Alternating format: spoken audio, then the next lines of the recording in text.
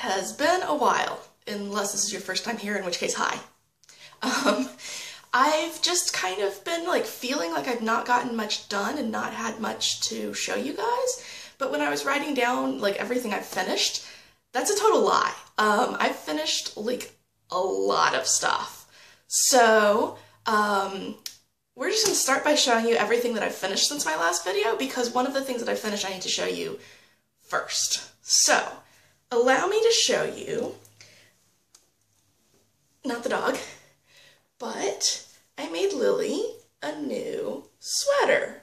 And it's not like cold here, so I want to get her out of it after I've shown it off to you. Now, she is a fluffy dog, however, she's also a small dog, and so sometimes it's beneficial for her to have a little extra warmth. So this is the little black dress with pearls pattern. Oh yeah, she's having allergies today. This is the little black dress with pearls pattern, which I got from, let me check my notes, from My Savannah Cottage.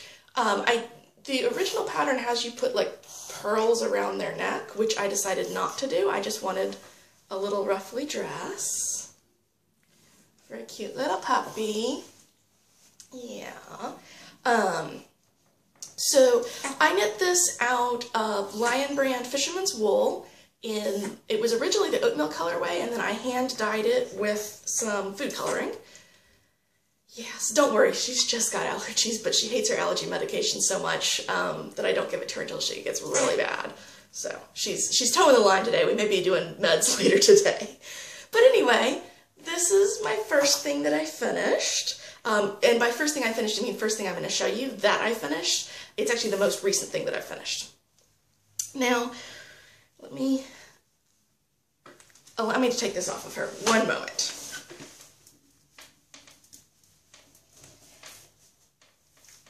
Out you go. There you go. Okay. It's off. It's very tight fitting in the body, which makes it a little bit of a pain to take off. I did this deliberately though because on her previous sweaters, because she is so fluffy, I've kind of overestimated how big she is, and so there's a big gap at the belly, and when she curls up to sleep, her back feet will get caught in that gap, and she stands up. She's like tripping herself over her own sweater. So I decided to do a much tighter fitting sweater just to try to help alleviate that. Anyway, the last time you had seen this, I had knit from here down to about here-ish.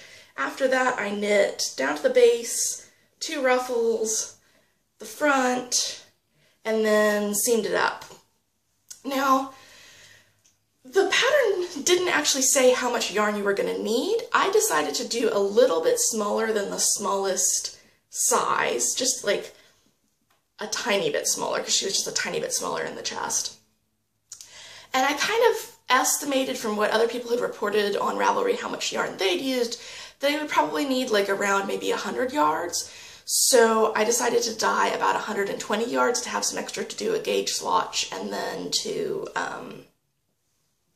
you know, just have extra. Yeah, that was not enough. Where did it get to? I have exactly this much yarn left. I was knitting it. I had done the front and the first ruffle, and the ruffle was like a really pain to do because you have to increase a bunch of stitches to make it ruffly. So then before I did the second ruffle, I went back and I did the center, and then I went and I did the second ruffle once I knew it was going to fit her. And a little ways into the second ruffle, I had to unravel my gauge swatch to have yarn. So I started, you know, I unraveled that and I worked with that. And then as I was binding off this really long edge, as I was binding it off, about here, I ran out of yarn, which is about halfway through. So I started like weaving in the ends, cutting off the excess yarn and split splicing that onto the yarn that I was using to bind off, and just kept on increasing and increasing the yarn as best I could. Fortunately, this yarn split splices super well, so it wasn't like a problem. I didn't have any like knots or difficult joins, and you would never know looking at it that I had to join extra yarn in, but I had to join the ends of other parts in to finish this stupid ruffle. So yeah, if you decide to do this, you're gonna need more than 120 yards. All right, so that's that one. And then the other thing that I did, I think I had been saying that I was gonna get a little bit more yarn to finish out the 10 stitch blanket and then kind of end there, which I did. This is the 10 stitch, I'm gonna back up a little bit without running over my dog. All right, this is the 10 stitch blanket. And last time you saw it, I was here. And so I, went back and forth around and around, and then I ran out of yarn. So I had picked up, I went and bought specifically some purple yarn, and then went around, and this was actually, I thought that I was going to get to about here and end, but I had so much extra, I kept going, and I had some yellow and pink yarn. So I finished it out here, which is a pretty decent size. And I think last time I'd been talking about donating it either to an animal shelter or to like, if it turned out like more cute than ugly, to like a homeless shelter or something. But I'm actually thinking about keeping it because it's about the right size to like put on the ground for one person if you go outside and you're wanting to like sit on the grass for, an outdoor event, or even just taking the dog outside and sitting on the grass with her. And I don't really have anything that is like junky enough and tough enough to just like throw it on the ground and not worry about it. So I'm thinking I'm going to keep this for that purpose. And I don't think I had actually told you, this is the 10 stitch blanket by Frankie Brown. It's a free download on Ravelry. It's a really cool pattern. And I'm doing this in, it's mostly Red Heart Super Saver, but other kind of like acrylic Aran weight scrap yarn. So that's that finished. I'm going to take my little progress marker off of it now that I've shown it to you. Pretty cool. I'm not really anticipating using more of that yarn, so I shouldn't have more scraps to use up. Next, so that 10 stitch blanket was the first knitting thing that I finished, and then I wasn't really in the mood to knit because it's not hard knitting, but it's not even a lot of knitting, but it's just like keeping on working on that project. So I wanted something different, and I wasn't really in the mood to work on either of my current whips. So I cast on this, and finished, this little thing. Ooh, it's gonna fall off. Let me see if you can see it. This is it's called The Little Flower Doily. You can see the little flower in the middle. The pattern is free on Ravelry. It's by Andrea Jurguru, maybe, bad at names. And I did this it's called Aurora Silk, and it says it's 100% silk hand dyed. I don't see any reason to disbelieve it, but I couldn't like find that yarn on Ravelry, and it was just a little like scrap ball I picked up at a thrift store. So I don't know much about this yarn other than the fact that it's silk and hand dyed and very pretty. And I wanted a little doily, so I made one. This pattern, first of all, I had some issues with starting it, but I ended up using, it's called the Belly Button Cast On, and I can't remember who it's by. There's two of them out there. One of them was by Tech Knitter, and one of them was by the person that I used, and I can't remember who it was, so I'll be sure to include that in the description bar down below, a link to the blog post where I found that little cast on, which was nice and all.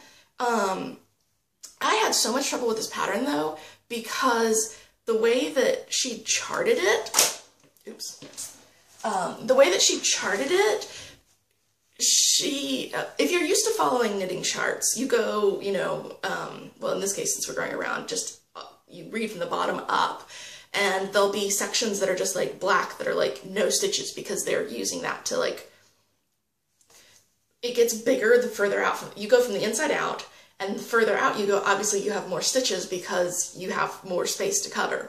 So down at the bottom, so that they don't have like a weird chart that looks like this, that's rectangular, they'll have like, just ignore this square, we're going to use this later, but we don't need it right now kind of things on a knitting chart. And the way the designer had set it up, there were sometimes like long spaces of ignore this, and then she would start a new kind of motif with like one stitch.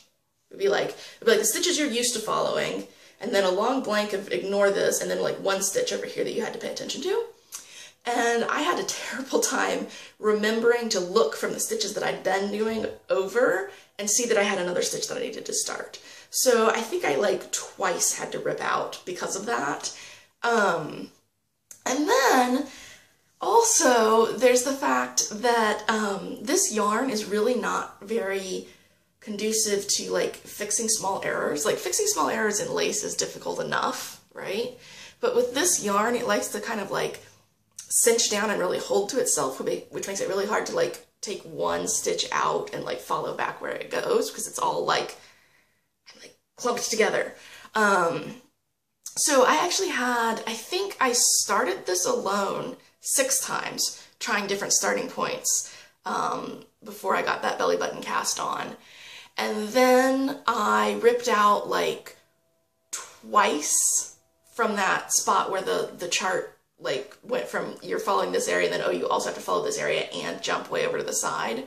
So I think I like twice had to rip out because of that, not always all the way. And then I got all the way to the edge, I bound off, and then I went to finish off the little cast on and I messed it up. So I had to completely rip the whole thing out and knit it again. Fortunately, on that last time, everything went well and it was really pretty and everything. But yeah, it was a struggle. It was a struggle, but I got it done. I got it done. So yeah.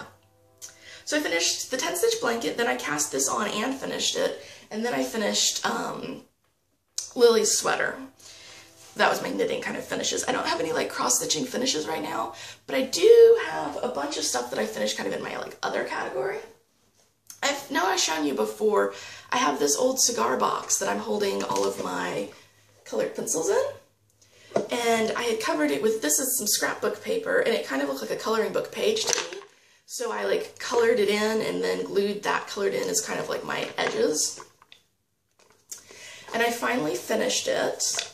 I finally colored all that in and finished it. It's a little bit tight to open now because it's got like the coloring book pages along both sides of this gap, but that's okay because it actually means that I can like accidentally turn it upside down and not holding the lid at all. It actually doesn't open, which is pretty sweet. Although it's just, you gotta get your fingernail in there and pull it open. So I got that done. Basically, I'd already glued this down. I want to say I glued it down with like just a glue stick, but like not like the washable glue sticks, but like a serious glue stick, and scraped it down. And then these bits I also glued down with a glue stick. And then I coated the whole thing in matte Mod Podge. And I know that Mod Podge is not like a sealer, and people have had issues with it being sticky after it dries. I've used it before and I've not had issues with it. I think it's partly because I tend to like put it on and then like scrape it so that it's not like a thick layer on top, but like a thin kind of like worked into the paper layer. And also I live in a really dry apartment. Like I run the humidifier like 12 hours a day for half the year, really dry. So I think that helps too. And I've heard that the matte Mod Podge is less sticky than the glossy one. So since I pretty much always use the matte, I think that may be why I don't have issues with it. There may come a point where I need to put like a actual sealer or varnish or something on this, but for right now it's okay. And I was careful, since I knew that stickiness was a possibility, that like these edges here and this edge along here, anywhere that was going to touch between the two, I didn't put any Mod Podge on it. But, so that is that little box. I'll show you the front, one side, the back, another side, the top. I like it a lot. It's been very helpful to hold those. And then, once I got done with that, I immediately went on and did this. It was also an old cigar box. And with it, you can kind of see, I put this paper on it that's got like text. It's actually like readable English text, but I don't know what it's from. And the hardware on this box, so it's got like this little latch here, and inside I've got all of my, well, I'll talk about the inside in just a second. It's got hardware, a little latch that opens at the top, and then it's got hinges on the back. And my natural inclination is to pull those hinges off and then cover the whole box and then put them on. But there were no screws or no anywhere I could pull these off. So I didn't want to like pry them off and risk damaging the box. So I just kind of cut around them. It was already black. The background of this paper is like a dark gray. So if you look closely, you can see there's like a different color there. And there's like a different color that you can kind of barely see.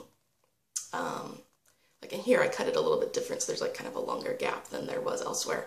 But honestly, like you don't notice from a difference. And so it just looks like text everywhere. I didn't do anything to the bottom. The bottom is still like I peeled off this, and there's like the wood of the cigar box, but I didn't worry about that. And then on the inside, I put more of this on the inside, and then I'm not like affiliated with the Goulet pen company or anything, but I'm using this box to hold all of my fountain pen and dip pen things.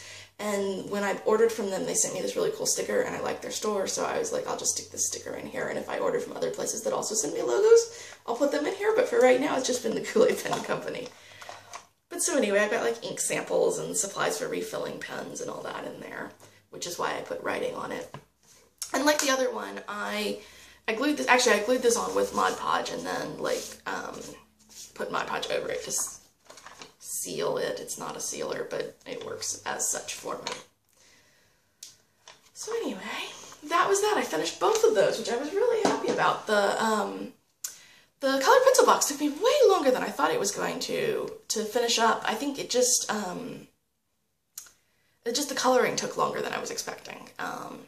But once I got that done, I finished off the pen box in like 2 days or something, and that was only because I had to let sides dry before I flipped it over to that side so I could do more on it. So anyway, so that's that. And then the other thing that I did was I had a couple of weekends where I kind of got on the Frugal Crafter, Lindsay Wyrick's YouTube channel. She has a lot of tutorials, and I've saved like links to ones that I like. So I did, I think, 4 paintings and drawings and such from her tutorials. So this is her, let me double check the flower. It's the Lady Slipper done in colored pencil. Now she did it on a white background. I decided to try, I have these black card bases, and I decided to try this Lady Slipper colored pencil on the black. I don't think it's the look I would go for with this flower. It's a little bit too, I think this cardstock is a little bit too smooth, and the colored pencils I have are not quite colorfully enough, I guess. They're just the Prang's like kid colored pencils, so they're nothing like super amazingly awesome.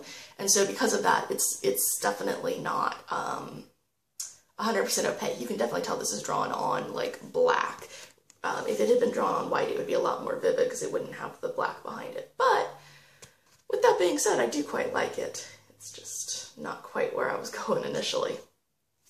But it is a good effect, so if I need something with that effect, I'll know to draw with colored pencils on these cardstocks, and that'll work. I also did, I don't remember quite what she calls this. I think she calls this like a winter pond watercolor. It's in watercolor. And I'm like hugely fond of this sky. This is like the best watercolor sky I've ever done.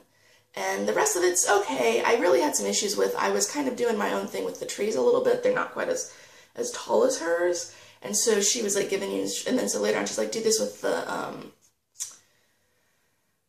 pond and stuff. And I think that because I was kind of doing my own thing with the trees, I was kind of doing my own thing. And then she told, so this is what she had to do, this part that's like the ice of the pond, and then this part that's like the pond itself. And then they didn't quite match up quite right for me, just because I had been making some minor changes and not really thinking ahead and not really thinking about the consequences of doing what she said. So that's really on me. But on the other hand, I quite like this little card. It also, this is the first one where I've like literally gone right up to the edges with my paint. And I really like that look, because I've done some where it's like I kind of like wet an oval and put the paint in there, so there's kind of like a loose edge. In fact, I've got one where I'll show you that's got a loose kind of edge on it, and then I've got a couple where I've like put tape on the edges, so there's that like white frame around it. And I like those okay, but I really like it when it goes right up to the edge of the card. So I think I'll be doing that more often, of that kind of setup. And it's just a blank greeting card, like watercolor card inside. Anyway, I did that. It was cool. It was a lot of fun, even if it didn't come out 100%. And so this is like my mess up. This was the back, this was my first attempt at it, and as you can see, that sky did not come out so well. So I cut that card in half, And on one side of it, I did these forget-me-nots with watercolor pencils. I used the Reeves watercolor pencils. And this one I really like. I'm not sure what, if anything, I'm going to do with it, but I really, really like how that came out. As you can see by the fact that it's the only one I signed. So anyway, there was that, also Frugal Crafter. And then I did, this is obviously out of season, but I did a poinsettia, just because. And this is one where like the background is kind of like random edges from the watercolor. And I actually like that kind of background as well. I just don't like those straight, clean edges from taping the edge. But anyway, little poinsettia. Didn't come out 100% like I anticipated. This little guy went a little crazy. I'm not sure what was happening up there. But other than that, I do quite like this one. It was interesting to do. Very interesting to do. So, that's all that I finished. And as you can tell, that's quite a lot that I finished. I don't know why I was thinking I hadn't gotten much done. I got a lot done. So those are all my finishes. Then the next thing I wanted to show you was what I'm currently working on. Now I've got a couple of cross stitches in that category. This is my Morning Flight by Dimensions.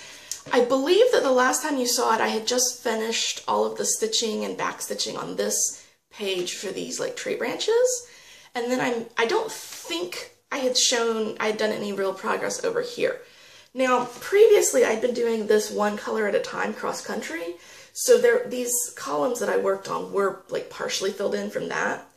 But I basically completely filled in this entire column, and then the beginnings of this column, and here I'm currently working right in here.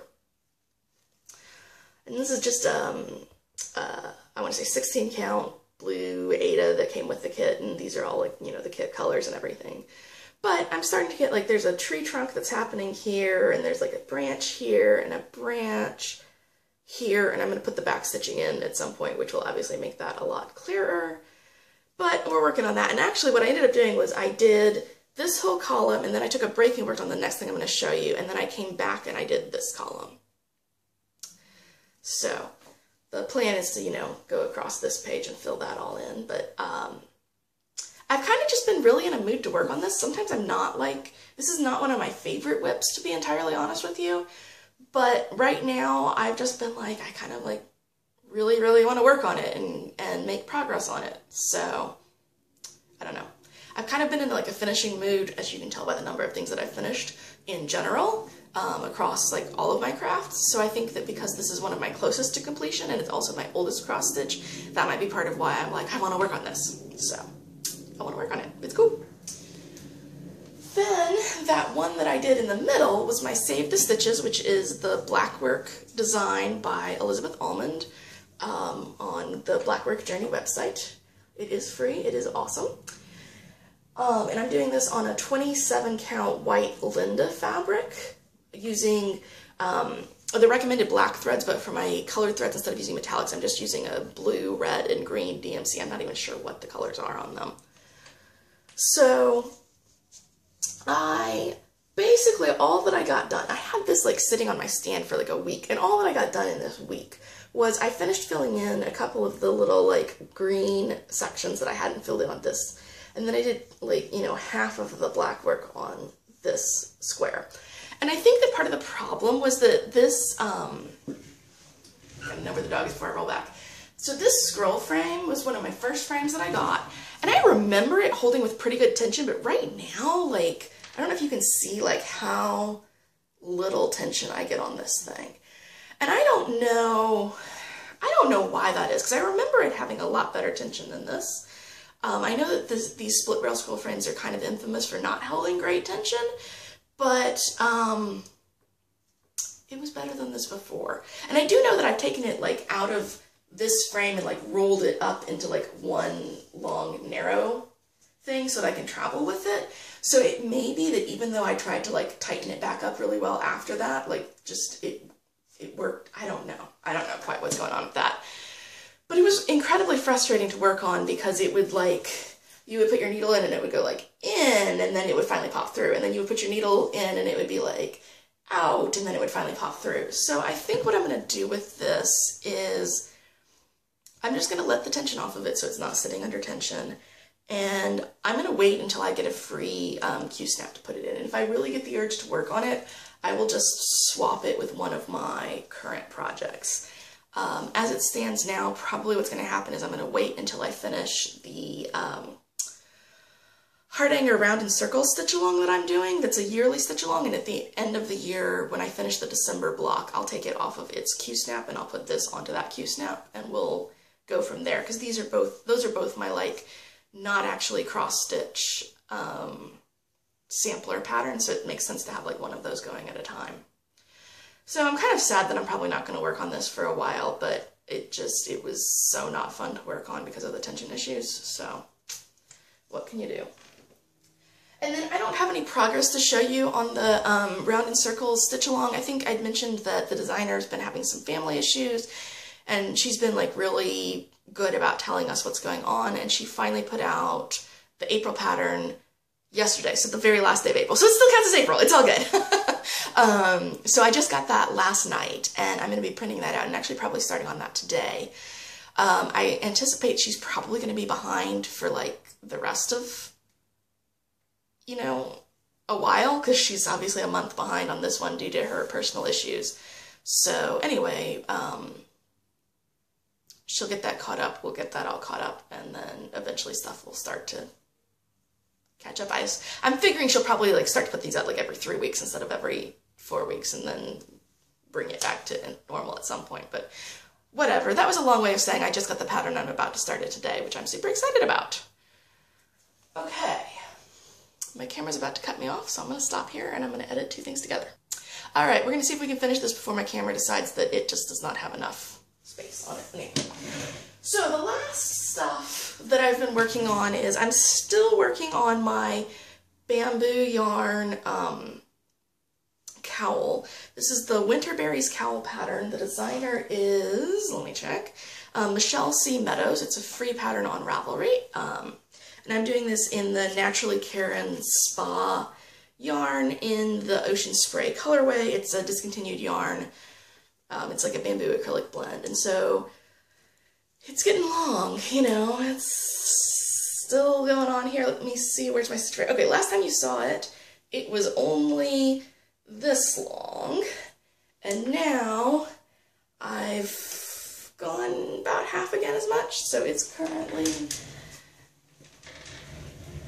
this long.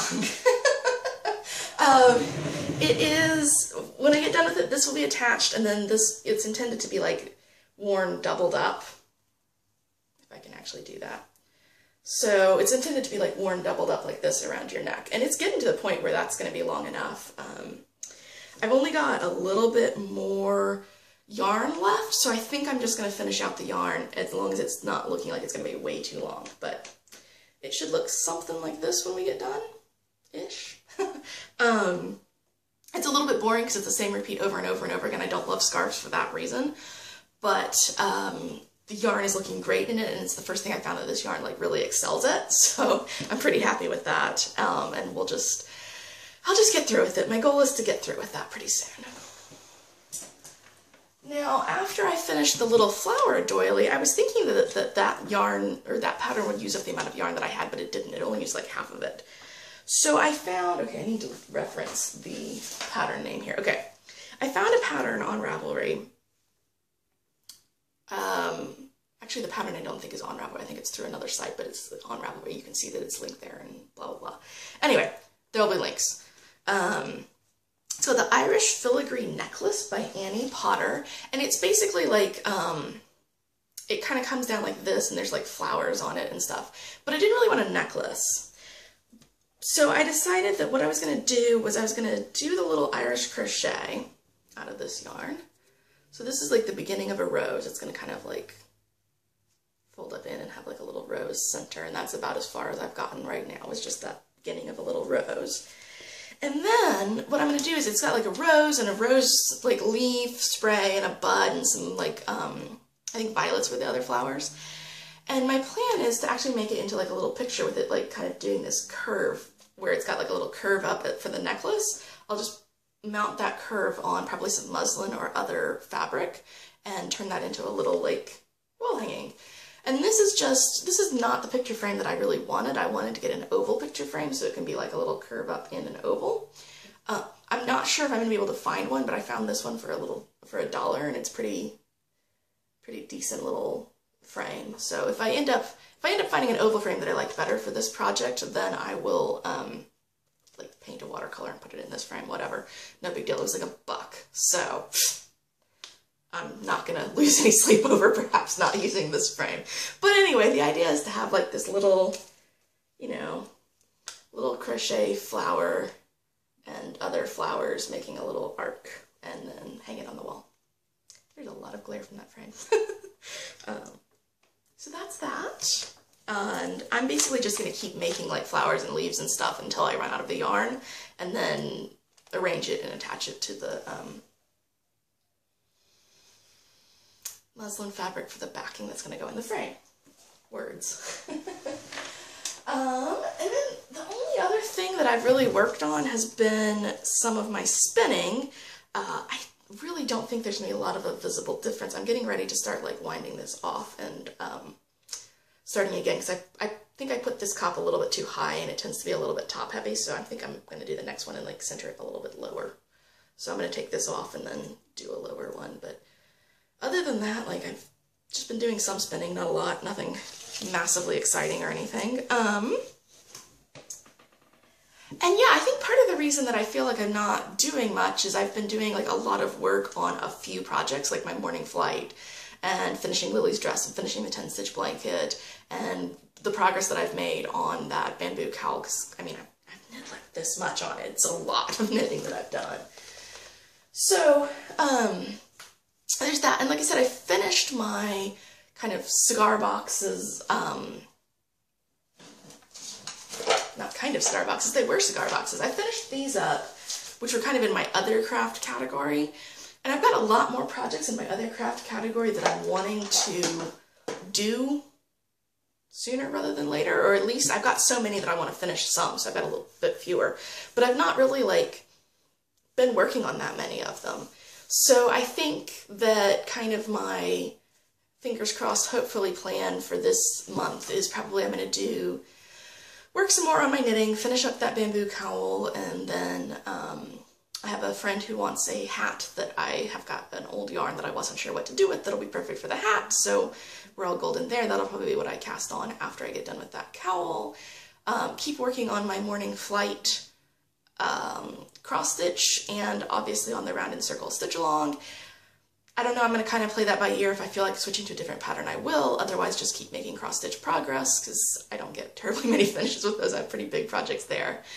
And then I do want to grab one or two of my other crafts projects and focus on working on them and getting some of them done. So hopefully I'll get one more like other craft finished in this month. Probably the next candidate is going to be the dragon, the quilted dragon hand puppet. That's probably the closest to getting finished, so that's probably the one I should work on next, and I've got a lot of like sewing projects, so I should probably clear a few out. Anyway, those are my plans, those are my finishes and my whips. I hope you enjoyed that, and I hope that you are having a good project crafting month, also being productive and finishing stuff. So I will see you next time. Bye!